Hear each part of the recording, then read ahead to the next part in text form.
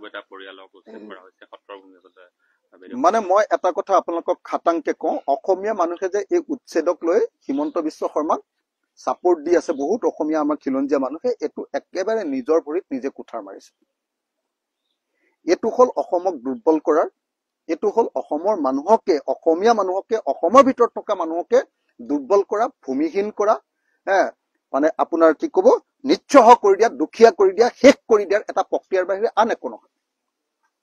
আজি যি সময়ত অসমৰ শিক্ষাৰ মান উন্নত হব লাগে, তো হাজাৰ হাজাৰ গোৱালপাৰা আৰু ধুবুৰীৰ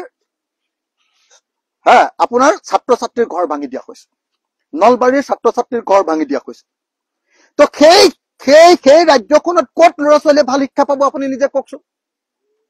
যি সময়ত আমাৰ হিউমেন ৰাইটছৰ ক্ষেত্ৰত আমাৰ অৱস্থা খুব বেয়া, সেই সময়ত যদি আজিৰ দিনটোত প্ৰত্যেক দিনাই মুছলমান বুলি কৈ এজন এজন মানুহৰ ঘৰ ভাঙি দিয়ে, এজন এজন মানুহৰ ঘৰ, আপোনালোকে নিজে দেখিছে। ধুবুৰীৰ কি বিল এখন, ধুবুৰীৰ কি কয় আপোনাৰ হেৰি বিল, কি কয় এখন বিল আছিলে যে কি কয় সেই বিল, তাৰপাছত গোৱালপাৰাৰ আপোনাৰ এইটো পাহাৰ কি কয় গোৱালপাৰাৰ পাহাৰটোত, তাৰপিছত এতিয়া নলবাৰীত বৰক্ষেত্ৰীত যি ধৰণে উচ্ছেদ কৰিছে, আৰু প্ৰত্যেকটো ঠাইতে বেলেগ কথা নাই, অকল মুছলমানক টাৰ্গেট কৰিব লাগে, বেলেগ কথা নাই। এতিয়া যে জনজাতি আমাৰ মানুহবিলাকক, এইটো উৰ্পদ বিল নে কি আছিলে, উৰ্পদ বিল নহয় জানো, উৰ্পদ বিলত ধুবুৰীত আপোনাৰ হেৰি কৰিছে, উচ্ছেদ কৰিছে, কি উৰ্পদ বিল নে কি আছিলে পাহৰিলাম বিলখনৰ নাম, তো সেই বিলত উচ্ছেদ কৰিছে। দ্বিতীয়তে আপোনাৰ গোৱালপাৰাৰ আমাৰ সেই ৰাক্ষসিনী পাহাৰত উচ্ছেদ কৰিছে, এতিয়া উচ্ছেদ কৰিব, ৰাক্ষসিনী পাহাৰত উচ্ছেদ কৰিব। এতিয়া আকৌ নলবাৰীৰ বৰক্ষেত্ৰী অঞ্চলত ব্যাপক ৰূপত উচ্ছেদ কৰিছে। এইবিলাকৰ হিমন্ত বিশ্ব শৰ্মাই অসমীয়া জাতিটোৰ ভৰিৰ ওপৰত মৰা কুঠাৰ। আমি ৰাইজৰ দলে এই প্ৰত্যেকটো উচ্ছেদৰ বিৰোধিতা কৰিছো। যদি মানুহবিলাকক বিদেশী বুলি খেদি দিব পাৰে, যদি অসমীয়া মানুহ নহয় বিদেশী কয়, তেতিয়াহ'লে উচ্ছেদ কৰিলে বেলেগ কথা। কিন্তু যদি সেইবিলাক মানুহ আকৌ অসমতে থাকে, তেতিয়াহ'লে কি হব, আমাৰ অৰ্থনৈতিক মান অনুন্নত হব, আমাৰ শিক্ষাৰ মান অনুন্নত হব, আমাৰ জীৱন যাত্ৰাৰ মান অনুন্নত হব, অৰ্থাৎ অসমখন দুখীয়া হব। লোকে 30 বছৰ 40 বছৰ 50 বছৰ কষ্ট কৰি সৰু ঘৰ এটা বনাইছে, সেই ঘৰটো যদি ভাঙি দিয়ে, তাৰপিছত সেই মানুহৰ অৱস্থা কি হব। আজি হিমন্ত বিশ্ব শৰ্মাই নিজৰ ঘৰটো যিদিনা ভাঙিব, সেইদিনা গম পাব তেওঁ যে 2 নম্বৰী টকা ঘটি এই যে ডাঙৰ ডাঙৰ দালান বনাইছে গোটেই গুৱাহাটীখনত যে ঘৰে ঘৰ, দুটা ঘৰ যেতিয়া আমি ভাঙি দিম, তেতিয়া গম পাব হিমন্ত বিশ্ব শৰ্মাই যে নিজৰ ঘৰটো ভাঙিলে কেনেকুৱা লাগে। এইটো দুৰ্ভাগ্যজনক। মই অতি স্পষ্টভাৱে দাবী উত্থাপন কৰিছো ৰাইজৰ দলৰ সভাপতি হিচাপে, যে গোৱালপাৰাত হোৱা যি ৰাক্ষসিনী পাহাৰত যি উচ্ছেদ কৰিব খুজিছে, এইটো বন্ধ হব লাগে।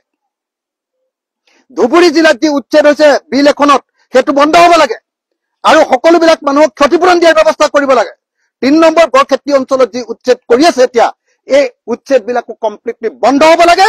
এই প্ৰতিশোধ পৰায়ণ, এই ধৰ্মীয় মৌলবাদী, এই 2 নম্বৰী, এই সাম্প্ৰদায়িক উত্তেজনা সৃষ্টি কৰা যি উচ্ছেদ কাৰ্য হিমন্ত বিশ্ব শৰ্মা চৰকাৰে চলাই আছে, এই চৰকাৰে এনেকুৱা ধৰণৰ হিন্দু সাম্প্ৰদায়িক ৰাজনীতি বন্ধ কৰি অসমীয়া জাতিৰ প্ৰতি কৰা এই অন্যায় আৰু মানুহৰ মাজত ধৰ্মীয় বিভাজন সৃষ্টি কৰিবৰ কাৰণে কৰা এই অন্যায়, এইটো বন্ধ কৰিব লাগে।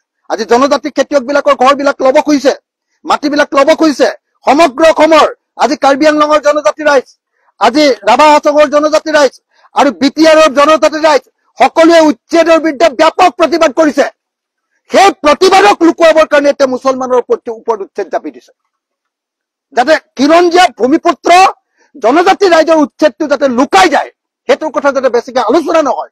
গতিকে বেছি ধ্বংসাত্মক কাম কৰিবৰ কাৰণে তেওঁলোকে ধুবুৰী, গোৱালপাৰা ৰাইজ আৰু বৰক্ষেত্ৰী ৰাইজক তেনেকৈ বাছি লৈছে, যাতে এটা সাম্প্ৰদায়িক উত্তেজনাৰ সৃষ্টি কৰিব পাৰে আৰু জনজাতি ভূমিপুত্ৰ অসমীয়া খিলঞ্জীয়া মানুহবিলাকৰ ওপৰত কৰা উচ্ছেদো তেওঁলোকে কথাটো যাতে লুকুৱাই ৰাখিব পাৰে।